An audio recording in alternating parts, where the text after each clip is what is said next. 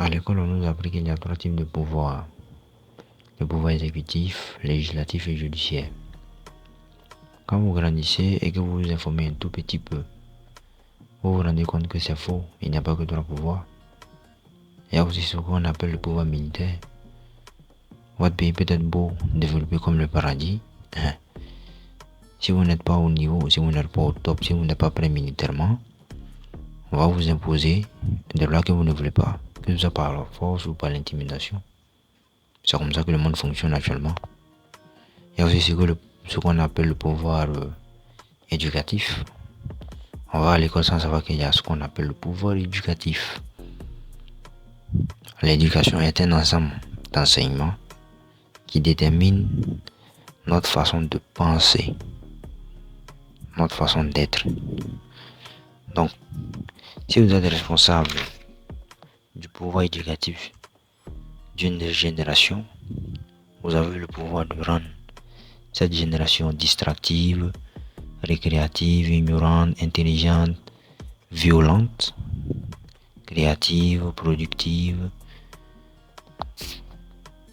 Donc vous comprenez pourquoi en Afrique on s'amuse beaucoup. Il y a aussi le pouvoir alimentaire. Un homme qui a faim n'est pas un homme libre. Un peuple affamé est un peuple faible et voué à l'extermination. Un pays qui n'est pas autosuffisant alimentairement peut être manipulé facilement. Il y a aussi le pouvoir médiatique. Les médias sont des instruments d'information. La quasi-totalité des médias ne sont pas indépendants.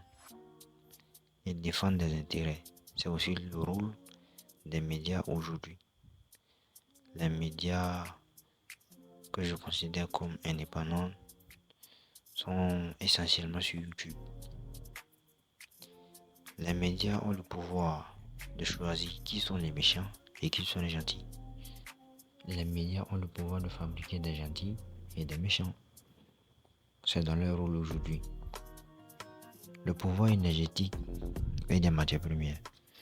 Si vous avez le pétrole, vous pouvez créer l'inflation jusqu'à 10%, comme l'a fait la Russie contre les pays occidentaux. Pourquoi? Parce que lorsque le prix du carburant augmente, et bien tout augmente, parce que tout est régi par le transport. Si vous avez de l'uranium, vous êtes très important. Avec les richesses en matières premières que l'Afrique regorge, elle est capable de bloquer l'économie de beaucoup de pays en dehors du continent. Si je peux même dire bloquer l'économie du reste de la terre en dehors du continent africain, c'est possible parce que l'économie actuelle dépend des matières premières et l'essentiel des matières premières se trouve en Afrique, surtout les matières premières pour les nouvelles technologies. Donc l'Afrique a la capacité de bloquer les industries. Malheureusement, l'Afrique est la risée du monde. Mais je pense que c'est en train de changer. Il y a aussi le pouvoir monétaire. Nous sommes dans un monde où si vous avez de l'argent, vous avez du pouvoir. C'est automatique. Chez nous, quand tu es riche, même tes grands frères t'appellent vieux père. C'est dans notre langage ici en Côte d'Ivoire. C'est un symbole un signe de respect au fait. Car l'argent c'est le pouvoir. Si vous avez de l'argent, vous pouvez avoir une armée privée. Vous pouvez avoir un système éducatif performant, une bonne alimentation. Vous pouvez vous permettre le luxe. Le pouvoir monétaire est un élément très puissant pour dominer.